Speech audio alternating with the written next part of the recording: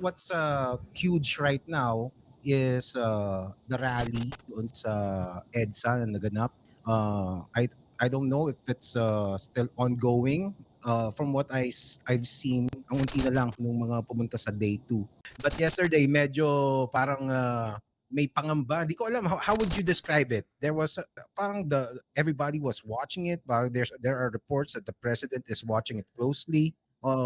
Was it how big was the rally, do you think, yesterday? Well, ano kasi, very damaging or malaki yung pervasion na nagawa kahapon because of the element of surprise plus yung actual intention ng rally is to really blockade or block EDSA. No? Kasi usually kapag progressives or mga pinklawan or mga Catholic Church or yung mga nagko-commemorate ng EDSA, ang nag-rally dyan sa People Power Monument, they don't rally in EDSA per se.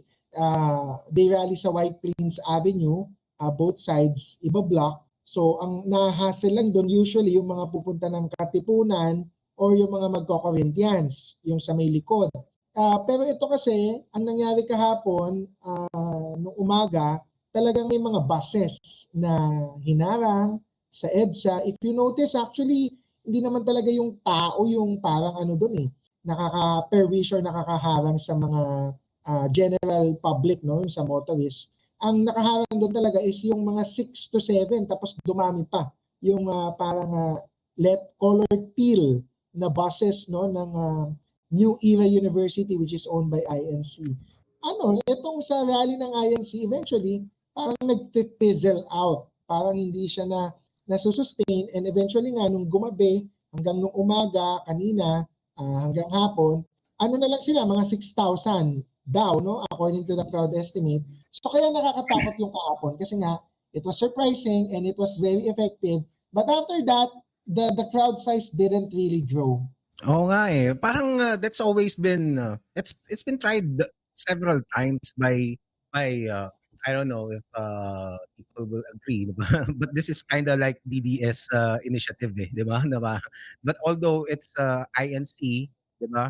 Pero they're supporting a politician that's DDS affiliated, right? So pero nakailang attempt na sila into doing this. What do you think is missing for them? 'Di ba? Parang kasi parang ano eh, 'di ba? Parang last year nakailang tawag si Sara mismo nung after niyang magwala, parang sabi niya mag-EDSA tayo, mag-people power tayo, pero walang nangyayari. Well, last year nagkaroon din ng rally yung INC, no? Una kong sagot dyan, ang INC kasi hindi na din yan parang independent.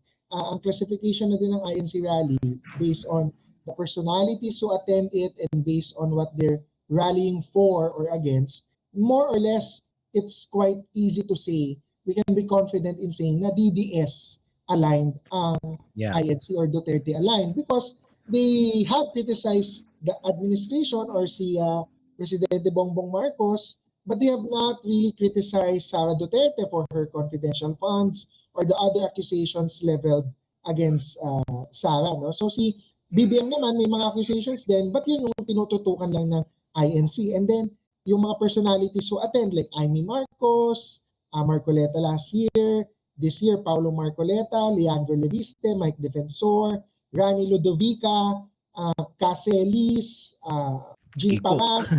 Baka hindi na nga kilala nung iba yung mga sinasabi ko kasi may mga second tier na dyan, DDS personalities, but they are what Second you year would pa. call may second tier.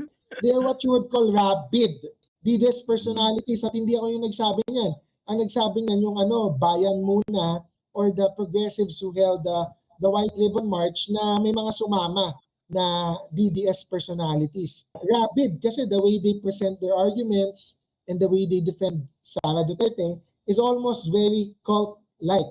Parang wala na talagang mali. Puro yung kabila lang. Unlike, let's say, mga Pinklawan who they accuse, sabi ng mga DDS, Pinklawan, na daw, pro-Marcos na daw, Marcos na rin, kain suka, ganon. But pero ang anti-Marcos na Pinklawan, like si Kiko D, yung Atom, August 21 movement, tsaka yung mga Ninoy Aquino supporters na hanggang Ninoy to Cory to Pinoy, they're still calling out against Bongbong Marcos pero ayaw nilang mag-call for ouster, ayaw nila mag-call for resignation, kasi ang papalit lang is Sara Si Duterte. Sara, So, yeah. yes, yun yung gusto ng mga DDS. Akala nila, sasali itong mga pinklawan like me included Mm.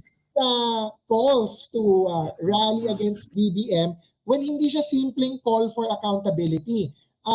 Yung mga rallies na tinatawag nila against BBM, including this one, seems to be, and hindi naman kasi kami pinanganak kahapon, di ba, mga pinklawan, hindi rin naman kami magpapaloko, seems to be for the ouster or for the resignation of Bongbong Marcos. And we will never support that. We can never support that. That answers your question why hindi makabuo ng critical mass or ng malaking crowd ang mga DDS rallies.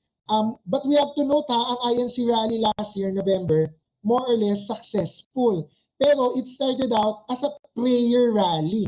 Wala siyang anything about calling for the resignation or ouster or protecting Marcoleta. Walang ganon. Ang basis ng tawag last year, kaya siguro madaming mga lokal or yung mga kapilya ng INC who responded, di ba? Madaming pumunta talaga na INC, mga 400,000 plus, almost a million, I think, no, at their peak, let's be fair, sa Quirino Grandstand. Pero iba kasi ang Quirino tsaka sa EDSA, no? Iba din yung Yeah. connotation pag sinabihan mo yung mga tao, punta tayo ng EDSA. Pag sinasabi mong pumunta ng EDSA, parang ano yun talagang pang people power or pang withdrawal of support, pang ouster, pang resignation. So last year, malaki yung sa INC. Pero this year, I don't know why. They have to answer it themselves. Ako, I'm just guessing na it's because we can clearly see that the rally is to protect Marcoleta only or to prevent the trial of Sara Duterte, which nobody can support kasi parang hindi ka panipaniwala na selective justice. Madami pang dapat makulong, I agree, and everybody Yes. agrees sa flood control, but it doesn't mean walang nakukulong or selective justice. Andiyan na si Bong Revilla, andiyan na si Jinggoy.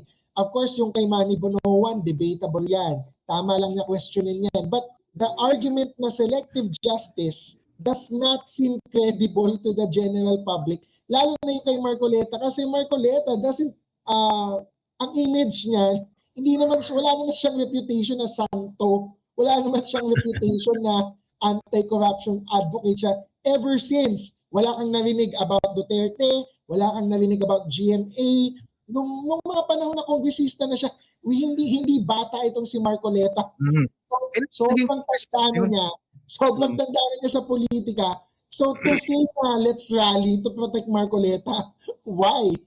Oo nga Actually, that's my next question. Kasi before kasi the INC, hindi naman siya ganito ka-active into politics, 'di ba? Ngayon parang like you said, last year nakadalawang parally na sila ngayon. And this one, I think this is the most politically obvious na political talaga. They're not admitting it that they're protecting Marcoleta, but it seems like that is the goal. And kasi it's if you're gonna ask me, it's almost like parang it's a show of force. They're basically saying na this is our guy. Hands off.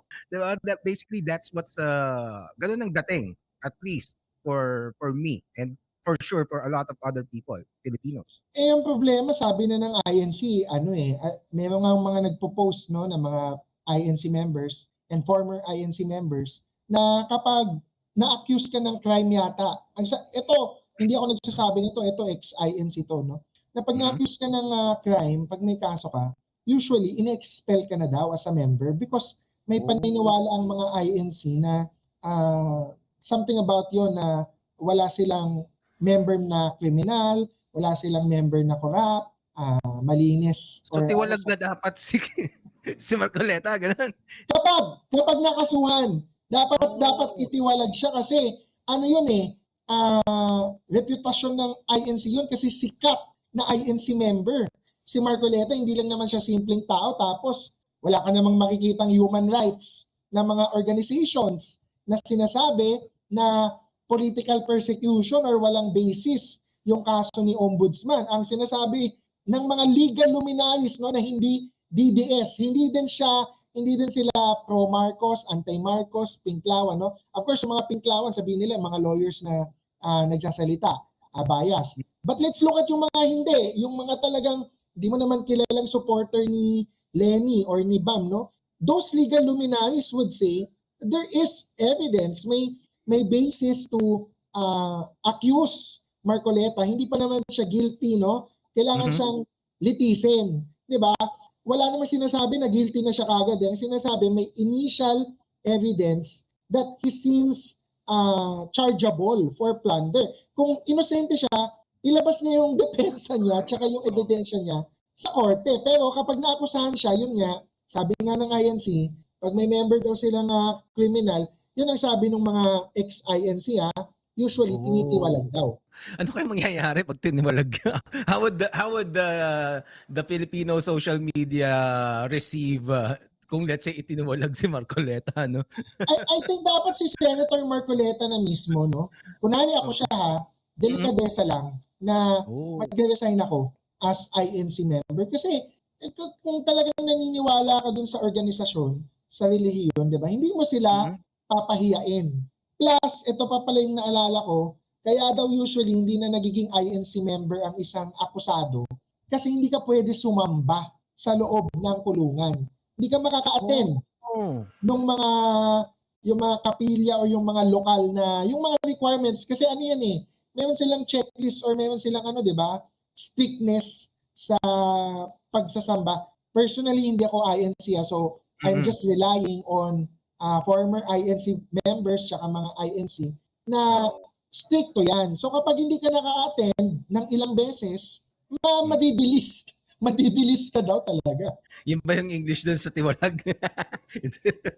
Hindi kasi, ano na lang yun delist kasi yun yung naalala kong sinabi. Kasi may listahan. May listahan ng members, meron niyang nagche-check, meron niyang parang yung leader ng lokal, yung mga gano'n, no? So, may listahan talaga.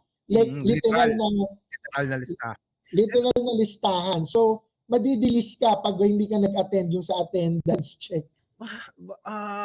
But from what I don't know, I'm not sure kung sino yung narinig ko, but yung mga charges kay Marcoleta, parang di naman daw nila parang inimbestigahan.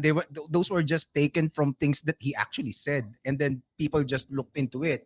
And I think ang spin talaga no. Basta ang sinasabi ng INC is this is not to protect Marcoleta. This is to ano bang sabi nila? Parang selective justice. Binabaluktot ang batas. Yun, But we already addressed that, di ba? I already addressed yung sa selective justice.